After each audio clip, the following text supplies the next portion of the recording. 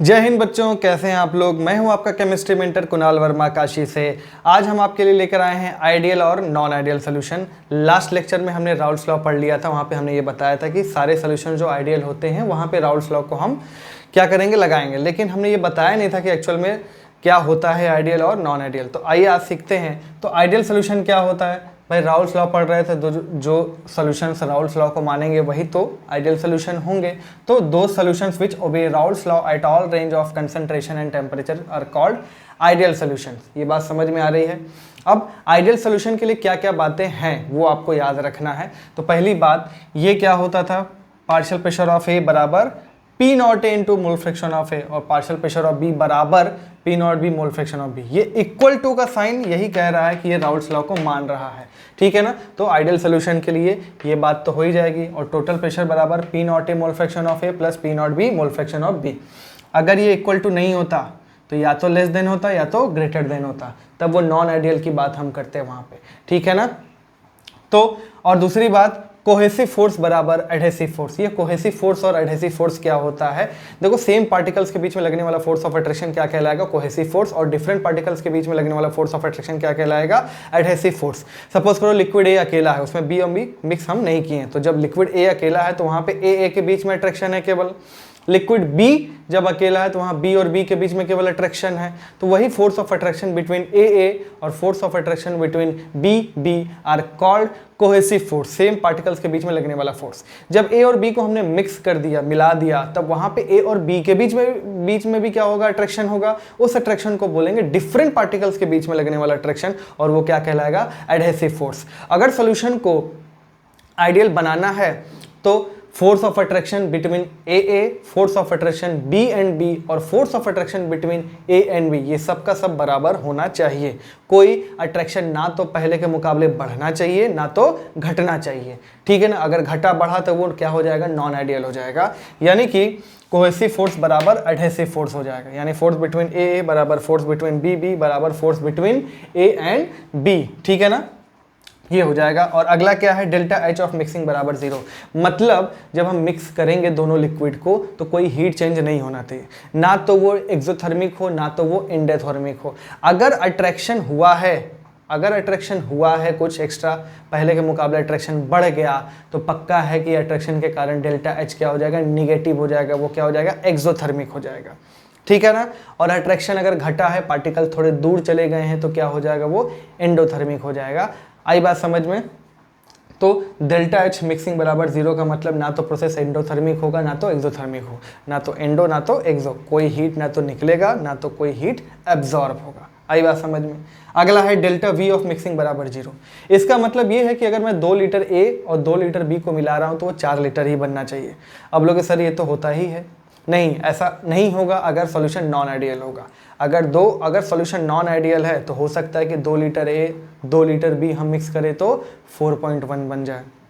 2 litre ए 2 litre B अगर हम add करें तो हो सकता है 3.91 हो जाए, ठीक है ना। तो ऐसा तभी होगा जब पार्टिकल्स के बीच में पहले के मुकाबले अट्रैक्शन घट गया हो या तो बढ़ गया हो। अगर अट्रैक्शन बढ़ गया होगा तो पार्टिकल्स क्या हो जाएंगे, थोड़े नज़दीक आ जाएंगे और वॉल्यूम क्या हो जाएगा, 2 + 2 मिला के 4 नहीं, 4 से कम होगा। और अट्रैक्शन अगर घट रहा है तो 2 और 2 मिला के 4 नहीं, 4 से थोड़ा सा ज़्यादा होगा, क्योंकि मॉलिक्यूल्स थोड़े क्या हो जाएंगे, दूर चले जाएंगे। तो ये कुछ बात है आइडियल सोल्यूशन के लिए। अब एग्जाम्पल की हम बात करें तो एग्जाम्पल में हम देखो वो मॉलिक्यूल्स लेंगे जो सेम पोलैरिटी के हों। मतलब कि अगर एक पोलर है तो दूसरा भी पोलर हो, अगर एक नॉन पोलर है तो दूसरा भी नॉन पोलर हो, और साथ ही मोलर मास में बहुत ज़्यादा डिफरेंस ना हो, ठीक है ना। तो कुछ एग्जाम्पल्स हो जाएंगे, जैसे बेंजीन प्लस टॉलिन, बेंजीन प्लस टॉलिन, ठीक है ना, बेंजीन प्लस टॉलिन, ये क्या हो जाएगा, बेंजीन और ये टॉलिन, मेथिल बेंजीन, ठीक। दूसरा है क्लोरोबेंजीन प्लस ब्रोमोबेंजीन, ठीक, ये भी क्या हो जाएगा, आइडियल सोल्यूशन हो जाएगा। N hexane plus N heptane, ठीक, या एन हेप्टेन के साथ एन ऑक्टेन भी ले सकते हो। हेक्सेन के साथ ऑक्टेन मत लेना क्योंकि मोलर मास में थोड़ा ज़्यादा अंतर हो जाएगा, ठीक है ना। अब और क्या ले सकते हैं, क्लोरोइथेन। देखो जो एनसीईआरटी में दिया हुआ एग्जाम्पल हो तो हमें एकदम याद होना चाहिए। हम बोर्ड्स को टारगेट कर रहे हैं तो वो सारा चीज़ हमें याद होना चाहिए। Chloroethane plus bromo ethane. Clear? चलिए ये कुछ एग्जाम्पल इसको नोट कर लीजिए, फिर हम आइडियल सोल्यूशन का ग्राफ भी देखेंगे और ग्राफ के लिए ये हमें इक्वेशन पता होना चाहिए राउल्ट्स लॉ वाला। ठीक है, इसको नोट करो। आइए दोस्तों अब ग्राफ की बात करते हैं आइडियल सोल्यूशन के लिए। तो आइडियल सोल्यूशन के लिए ये दो इक्वेशन हमारे पास हैं। एक्चुअल में आप ध्यान से देखिए तो ये क्या है, y बराबर mx और ये भी y बराबर mx। कुछ ऐसा ग्राफ दिखाई दे रहा है, स्ट्रेट लाइन। ठीक है ना, तो स्ट्रेट लाइन है, यहाँ पे इंटरसेप्ट 0 यानी ओरिजिन से जाएगा। ये सब बातें आपको पता होनी चाहिए, कुछ बेसिक, चाहे आप मैथ्स के स्टूडेंट हों चाहे बायो के स्टूडेंट हों। तो चलिए इसके ग्राफ को हम बनाने का प्रयास करते हैं। ठीक है, अब यहाँ पे मैं मान रहा हूँ कि मोल फ्रैक्शन A का कितना है, मोल फ्रैक्शन A का कितना है 1। तो अब जाहिर सी बात है इस पॉइंट पे अगर मोल फ्रैक्शन A का 1 है तो B का कितना होगा भाई, टोटल 1 के ही बराबर होता है। तो मोल फ्रैक्शन B का कितना हो जाएगा यहाँ पे 0। ठीक, तो अब यहाँ से यहाँ लेफ्ट से राइट हम जा रहे हैं तो मोल फ्रैक्शन क्या हो रहा है, ध्यान देना। अगर A का मोल फ्रैक्शन 1 है तो ये मत कहना कि सर ये बढ़ रहा है, ये 1 है तो मैक्सिमम है। अब इधर जाएगा तो ये मोल फ्रैक्शन A का कितना हो जाएगा 0, और मोल फ्रैक्शन B का अगर यहाँ पे 0 है तो ये 0 से कहाँ जाएगा, ये 1 पे जाएगा। आई बात समझ में? अब देखो यहाँ पे मोल फ्रैक्शन A का कितना है 1 है। मोल फ्रैक्शन अगर A का 1 है यानी कि पार्शियल प्रेशर ऑफ A यहाँ पे कितना होगा, यहाँ पे कितना होगा, यहाँ पे ये जो ग्राफ है ये पार्शियल प्रेशर है।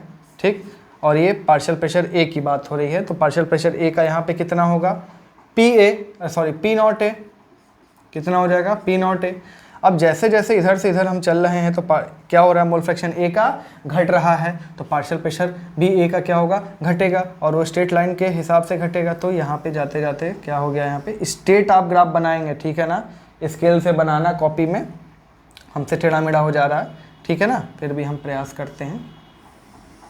ठीक, ये हो गया। तो ये जो ग्राफ है ये किसका है, ये जो ग्राफ है PA बराबर P naught A mole fraction of A, यानी कि ये A का घटता हुआ, ठीक है ना, ग्राफ है पार्शियल प्रेशर का। और अब B की अगर हम बात करें, मैं इधर से इधर जा रहा हूँ तो B का मोल फ्रैक्शन क्या हो रहा है, B का मोल फ्रैक्शन क्या हो रहा है, सॉरी यहाँ पे मोल फ्रैक्शन B था, 0 से बढ़ता जा रहा है। तो बढ़ता जा रहा है तो इसको हम ऊपर लेके जाएं। ठीक, ये बढ़ के कहाँ तक जाएगा भाई, मोल फ्रैक्शन B का इस पॉइंट पे क्या हो जा रहा है, 1 हो जा रहा है। तो 1 हो गया तो PB बराबर P नॉट B हो जाएगा। यानी ये जो ग्राफ है ये किसका ग्राफ है, ये ग्राफ है PB बराबर P naught B mole fraction of B। आई बात समझ में? और ये जो लाइन होगा, ये जो लाइन, ये एक्चुअल में P नॉट A और P नॉट B के बीच का डिफरेंस है। इसी वैल्यू के बीच में क्या हो जाएगा, जो टोटल प्रेशर है उसका कुछ वैल्यू आएगा। तो P टोटल बराबर PA प्लस PB। आई बात समझ में? तो ये आइडियलिटी का ग्राफ है। ये अगर एकदम सीधे जा रहा है तो ये आइडियल है। अगर ये नॉन आइडियल होता तो इस पाथ से डेविएट कर जाता, या तो ऊपर जाता थोड़ा या तो थोड़ा नीचे जाता। क्लियर है? इसको बनाइए अच्छे से, क्योंकि ये आएगा तभी हम क्या कर पाएंगे, नॉन आइडियल का भी ग्राफ सीख पाएंगे। ठीक है, इसको ड्रॉ कर लीजिए अच्छे से, फिर हम नॉन आइडियल को भी देखते हैं। इसको नोट कर लो।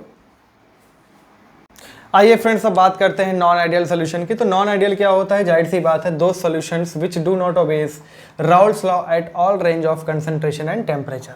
अब नॉन आइडियल होने के लिए जो भी चीज़ें वहाँ पे इक्वल थी वहाँ पे नॉट इक्वल टू कर दो। ठीक है ना, आइडियल के में जो भी चीज़ इक्वल था, ठीक है ना। तो यहाँ पे PA not equal to P naught A mole fraction of P, B not equal to mole fraction of B P naught B into mole fraction of B, और P total not equal to P naught A mole fraction of A plus P naught B mole fraction of B। उसी तरह cohesive force और adhesive force बराबर नहीं होगा, या तो cohesive force adhesive force से ज़्यादा होगा या तो कम होगा, बराबर नहीं होगा। ठीक है। Delta H of mixing not equal to 0, यानी कि प्रोसेस या तो एंडोथर्मिक होगा या तो एक्सोथर्मिक होगा। ठीक है ना। और delta V of mixing not equal to 0, यानी 2 + 2 मिला के 4 तो नहीं बनने वाला है, हो सकता है 4 से ज़्यादा हो जाए या 4 से कम हो जाए। तो आपको ये आइडिया तो लग ही गया होगा कि सर नॉन आइडियल में तो 2 केस बनना चाहिए। तो यस, 2 केस ही होगा।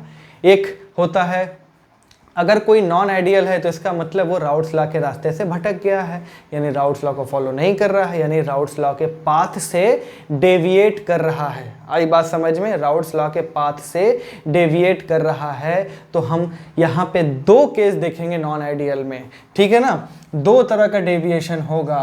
कौन सा डेविएशन होगा?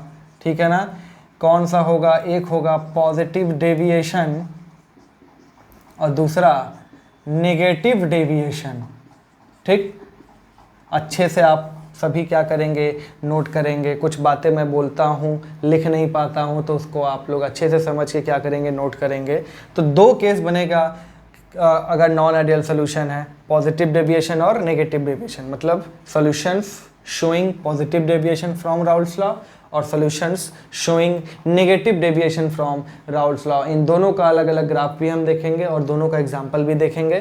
तो हालांकि पॉजिटिव डेविएशन के लिए क्या क्या हम लिख लें, पॉजिटिव डेविएशन के लिए हम थोड़ा अलग से इसको लिख लेना। क्या लिखेंगे? P A. देखो नाम से ही पता चल रहा है पॉजिटिव, पॉजिटिव का मतलब ग्रेटर, ऐसा याद कर सकते हो। पॉजिटिव का मतलब ग्रेटर। तो P partial pressure of A is greater than P naught A mole fraction of A, और partial pressure of B greater than P naught B into mole fraction of B, और P total भी क्या आएगा, वो greater than आएगा P naught A mole fraction of A plus P naught B mole fraction of B. ये बात हो गई। दूसरा, अब देखो ध्यान से देखो क्या करना है यहाँ पे। सबसे पहले देखो यहाँ पे वॉल्यूम क्या कर लो, वॉल्यूम ऑफ मिक्सिंग क्या कर लो, ग्रेटर देन 0 कर लो। यहीं से तुम्हें फोर्स वाली बात समझ में आ जाएगी। वॉल्यूम मैंने क्या बोला, पॉजिटिव का मतलब हर चीज़ को ग्रेटर कर दो। तो डेल्टा वी ऑफ मिक्सिंग का मतलब क्या है, वी ऑफ मिक्सिंग 0 से ज़्यादा होने का मतलब क्या है कि 2 और 2 मिलके 4 से ज़्यादा बना रहे हैं। 4 से ज़्यादा कब बनाएंगे, जब पार्टिकल्स पास आए होंगे क्या दूर गए होंगे। पार्टिकल्स दूर गए होंगे तो वॉल्यूम ज़्यादा ऑक्यूपाई करेंगे, और पार्टिकल्स अगर दूर गए हैं तो अट्रैक्शन घटा है। ये अट्रैक्शन कब ये डिक्रीज हुआ, जब हमने ए और बी को मिलाया। यानी ए के बीच में जो अट्रैक्शन था, बी और बी के बीच में अट्रैक्शन था। मतलब जितना दूरी पर ए हुआ करते थे, जितने दूरी पर बी और बी हुआ करते थे, उससे ज्यादा दूरी पर ए और बी हो गए हैं। तभी तो ए और बी के बीच में फोर्स ऑफ अट्रैक्शन क्या हो गया, घटा। वो दूर गए, और दूर गए तो ज्यादा वॉल्यूम ऑक्यूपाई कर रहे हैं। ए का वॉल्यूम 2 लीटर था, बी का वॉल्यूम 2 लीटर था, तो दोनों को मिला के 4 होना चाहिए था। लेकिन ए जो है वो थोड़े से दूर चले गए, इसका मतलब 4 से निश्चित तौर पे ज़्यादा होगा। यानी कि यहाँ पे डिफरेंट पार्टिकल्स के बीच में रख लिया माना फोर्स, वो अट्रैक्शन क्या हो जा रहा है, घट जा रहा है। आई बात समझ में, घट जा रहा है। तो हम लोग क्या लिख सकते हैं, एडहेसिव फोर्स कम है कोहेसिव फोर्स से।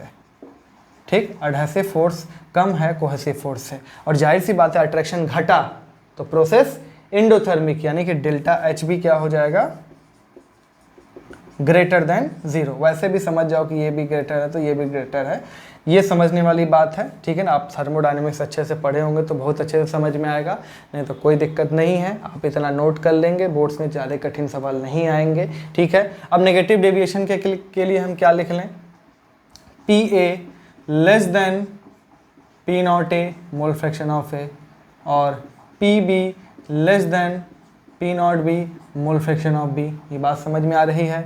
और टोटल प्रेशर भी क्या हो जाएगा, less than P naught A mole fraction of A plus P naught B mole fraction of B. और देखो फिर से अगर ये याद कर लेते दूसरा याद ही हो जाएगा, डेल्टा वी ऑफ मिक्सिंग क्या हो जाएगा, लेस देन 0। लेस देन 0 का मतलब क्या है कि सॉल्यूट प्लस सॉल्वेंट का मिला के जो वॉल्यूम है उस सॉल्यूशन के वॉल्यूम से क्या हो जा रहा है, ज़्यादा हो जा रहा है। ठीक है ना, मतलब 2 और 2 मिला के क्या हो जा रहा है, वो 4 नहीं आ रहा है, 4 से कम आ रहा है। इसका मतलब तभी तो वही होगा लेस देन 0। और ऐसा अगर हुआ तो यानी कि पार्टिकल्स क्या आ गए होंगे, पास आ गए होंगे, यानी फोर्स ऑफ अट्रैक्शन बढ़ गया होगा। ये कब बढ़ा, जब ए और बी को हमने मिक्स किया। मान लो ए इतनी दूरी पर है, बी भी इतनी ही दूरी पे है, लेकिन जब ए और बी को मिलाया गया तो वो थोड़े से पास आ गए, यानी कि 2 और 2 मिला के 4 नहीं होंगे, 4 से कम होगा। तो हम क्या लिख सकते हैं, कोहेसिव फोर्स ज़्यादा होगा एडहेसिव फोर्स से। ठीक, और जाहिर सी बात है अट्रैक्शन बढ़ा है तो डेल्टा एच ऑफ मिक्सिंग क्या हो जाएगा, लेस देन 0, यानी कि ये एक्सोथर्मिक हो जाएगा और ये क्या हो जाएगा, एंडोथर्मिक हो जाएगा। ठीक है, ये बात आप लिख लीजिए। फिर हम पॉजिटिव और नेगेटिव डेविएशन दोनों के लिए क्या करेंगे, ग्राफ भी देखेंगे और एग्जाम्पल भी देखेंगे, इसको नोट करो। आइए दोस्तों ग्राफ देखते हैं पॉजिटिव और नेगेटिव डेविएशन के लिए। तो जैसा मैंने कहा था कि पहले आपको आइडियल वाला ग्राफ आना चाहिए, तो ये आइडियल के लिए हमने दोनों ग्राफ बना के रखा है। अब पॉजिटिव डेविएशन के लिए क्या है, P naught A mole fraction of A से ज़्यादा पार्शियल प्रेशर ऑफ ए होगा और पी नॉट बी और मोल फ्रैक्शन ऑफ बी से ज़्यादा होगा पार्शियल प्रेशर ऑफ बी। तो ये किसका ग्राफ है, ये तो आइडियल का ग्राफ है। ठीक है ना, ये जो स्ट्रेट लाइन अगर जा रहा है तो ये आइडियल का ग्राफ है। ठीक है ना, स्ट्रेट का है तो ये आइडियल का ग्राफ है। अब ये वाला जो लाइन दिखाई दे रहा है ये पी ए बराबर P naught A mole fraction of A का है, और पॉजिटिव डेविएशन के लिए क्या हो जाएगा, P A greater then this, तो इस लाइन से क्या होगा, ये ऊपर जाएगा थोड़ा सा। ठीक है ना, ये ऊपर जाएगा, ऐसे बना लीजिए। यानी कि ये जो लाइन हम थोड़ा सा ऐसे बेंड करके ऐसे दिखा रहे हैं, ये P A greater than P naught A mole fraction of A है। आई बात समझ में। ये सीधी लाइन जो है ये पी बी बराबर P naught B mole fraction of B है, तो इसी के ऊपर से जाएगा कैसा। ठीक है, थोड़ा सा आप लोग सही से बना लेंगे। ये किसका ग्राफ है, ये जो ग्राफ है ये P B greater than P naught B mole fraction of B. ठीक है ना, तो आइडियल के सहारे ही हमें क्या करना है, नॉन आइडियल को समझाना है कि ये आइडियल का है, ये आइडियल की लाइन है, तो इसके ऊपर से ये नॉन आइडियल जा रहा है या इसके नीचे से ये नॉन आइडियल जा रहा है। उस रास्ते से अगर जा नहीं रहा है तो वो नॉन आइडियल हो गया। ठीक है ना, तो ये ऊपर ऊपर हम दिखाए हैं दोनों के। और ये जो स्ट्रेट लाइन है ये पी टोटल का है, तो पी टोटल भी क्या करेगा, इससे ज़्यादा आएगा, यानी कि ये जो लाइन हो जाएगी। ठीक है ना, इसके ऊपर ऊपर वाली जो है ये P total greater than P naught A mole fraction of A plus P naught B mole fraction of B. आई बात समझ में। ठीक, चलिए ये तो ये पॉजिटिव डेविएशन का ग्राफ हो गया। उसी तरह देखो यहाँ पे ये नेगेटिव के लिए सिमिलर वही ग्राफ है, ये वाला क्या है, P A greater than P naught A mole fraction of A. अब नेगेटिव डेविएशन के लिए क्या होता है, P A less than P naught A mole fraction of A और P B less than P naught A mole fraction of A. आई बात समझ में, यानी कि इसके नीचे नीचे ग्राफ जाएगा। ठीक है ना, यानी कि ये जो ग्राफ हो जाएगा ये हो जाएगा P A less than P naught A mole fraction of A, और इसके नीचे जो ग्राफ जाएगा, ठीक है, इसके नीचे जो ग्राफ जाएगा, इसको थोड़ा सही से कर लेना, ये जो ग्राफ होगा P A less than P naught A mole fraction of A. ठीक, और ये स्ट्रेट लाइन आइडियलिटी का ग्राफ है, तो इसके नीचे से हम क्या करेंगे, लेके जाएंगे। ये किसका ग्राफ हो जाएगा, P total less than P naught A mole fraction of A plus P naught B mole fraction of B. तो ये नॉन आइडियल का, सॉरी यहाँ पे देखो जहाँ जहाँ मिस्टेक है उसको सही कर लेना, जो बी का कंपोनेंट है। ठीक, तो ये नॉन आइडियल का ग्राफ हो गया। अब लास्ट में हम नॉन आइडियल में पॉजिटिव और नेगेटिव दोनों का क्या कर लेते हैं, एग्जाम्पल देख लेते हैं, और कुछ इसमें खास एग्जाम्पल जिनको हाईलाइट करके एग्जाम में पूछता है तो उसको भी डिस्कस करेंगे, इसको नोट कर लो। तो चलिए देख लेते हैं एग्जाम्पल्स नॉन आइडियल का, पॉजिटिव और नेगेटिव दोनों का। ठीक है ना, मैं कुछ एग्जाम्पल समझा के भी आपको बताऊंगा कि ये कैसे पॉजिटिव और नेगेटिव है।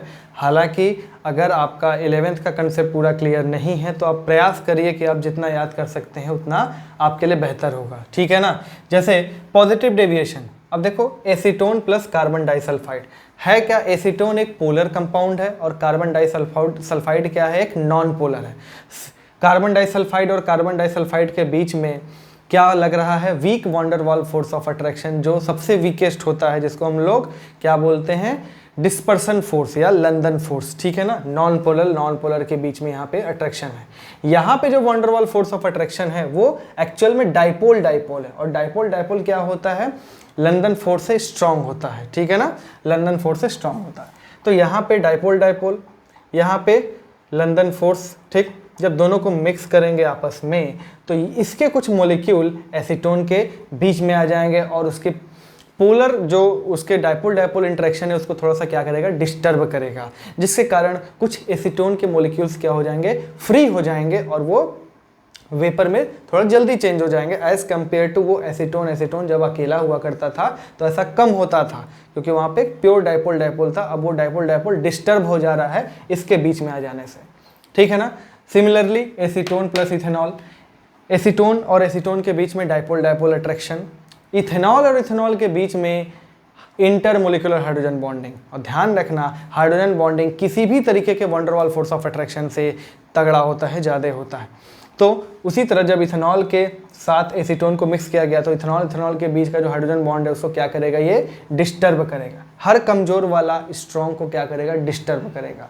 यहाँ ये एसीटोन यहाँ पे स्ट्रॉन्ग हुआ करता था और यहाँ पे वीक है, ठीक है। तो ये सब कुछ एग्जांपल आप लोग याद कर लेंगे, ठीक है ना। जैसे ये डाइपोल डाइपोल है, ये नॉन पोलर है, इथेनॉल हाइड्रोजन बॉन्डेड है, ये नॉन पोलर है, ये इसके बीच में जाके हाइड्रोजन बॉन्ड को डिस्टर्ब करेगा। तो ये सब कुछ एग्जांपल्स हैं, ठीक। नेगेटिव डेविएशन में water plus nitric acid, phenol plus aniline. देखो ये एनसीईआरटी में एग्जाम्पल दिया हुआ है। फिनॉल और फिनॉल भी हाइड्रोजन बॉन्डेड हैं, एनिलीन और एनिलीन भी हाइड्रोजन बॉन्डेड है। लेकिन जब दोनों को मिला देते हैं तो तब फिनॉल और एनिलीन के बीच में जो हाइड्रोजन बॉन्डिंग बनता है वो जो होता है वो स्ट्रॉन्ग होता है as compare to phenol phenol या एनिलीन एनिलीन, ठीक है ना। इस चीज़ को आप अच्छे से नोट करके याद कर लेंगे, ठीक। ये एग्जाम्पल देखो सबसे फेमस है, कई बार आता है, क्लोरोफॉर्म और एसीटोन। देखो क्लोरोफॉर्म क्या है, क्लोरोफॉर्म और क्लोरोफॉर्म के बीच में क्या बनता है, डाइपोल डाइपोल इंटरेक्शन है। एसीटोन और एसीटोन के बीच में क्या है, डाइपोल डाइपोल है, ठीक है ना। आपको बस मेन चीज़ क्या याद करना है, आपको मेन चीज़ याद करना है जब दोनों को मिला दिया जाता है तो देखो ये क्लोरोफॉर्म, ठीक है ना, ये क्लोरोफॉर्म का स्ट्रक्चर, ठीक। अब ये जो तीन क्लोरीन है ये क्या कर रहे हैं, इस हाइड्रोजन का ये जो कार्बन और हाइड्रोजन के बीच में बॉन्ड है इसको पूरी तरह से क्या कर रहे हैं, खींच रहे हैं, ठीक। तो ये हाइड्रोजन बेचारा जो है वो इलेक्ट्रॉन की भयंकर कमी से जूझ रहा है, यानी कि ये तगड़ा इलेक्ट्रॉन डेफिशिएंट है, बड़ा सा डेल्टा पॉजिटिव हम बना देते हैं। अब एसीटोन के साथ जब मिक्स होगा ये, अब एसीटोन जो है ये कुछ इस तरह से है, ठीक है ना, एसीटोन कुछ इस तरह से है। अब इस ऑक्सीजन पे क्या है, दो दो लोन पेयर हैं कि नहीं, ये जो परेशान हाइड्रोजन है ये इसके साथ क्या करने लगेगा, इंटरमोलिकुलर हाइड्रोजन बॉन्डिंग बनाने लगेगा, इंटरमोलिकुलर हाइड्रोजन बॉन्डिंग, ठीक है ना। आप लोग 11th में पढ़ के आए होंगे, ठीक। ये स्पेशल वाला हाइड्रोजन बॉन्डिंग है। हमेशा हम लोग चेक करते हैं कि अगर हाईली इलेक्ट्रोनेगेटिव से हाइड्रोजन जुड़ा रहता है तो वहीं पर क्या होता है, हाइड्रोजन बॉन्डिंग होता है। ये स्पेशल तरह का है क्योंकि ये भी क्या है, इस 3 क्लोरीन मिल के इसको इलेक्ट्रॉन डेफिशिएंट बना लेते हैं। एक्चुअल में हाइड्रोजन बॉन्ड होने के लिए हाइड्रोजन को क्या होना पड़ेगा, तगड़ा इलेक्ट्रॉन डेफिशिएंट होना पड़ेगा। क्लियर है, तो इसको नोट कर लो। आज इतना ही रखते हैं, अब अगले क्लास में हम लोग पढ़ेंगे कोलिगेटिव प्रॉपर्टी को स्टार्ट करेंगे, इसको नोट कर लो, ठीक है। चलिए तो बच्चों मिलेंगे अगले क्लास में, तब तक के लिए जय हिंद।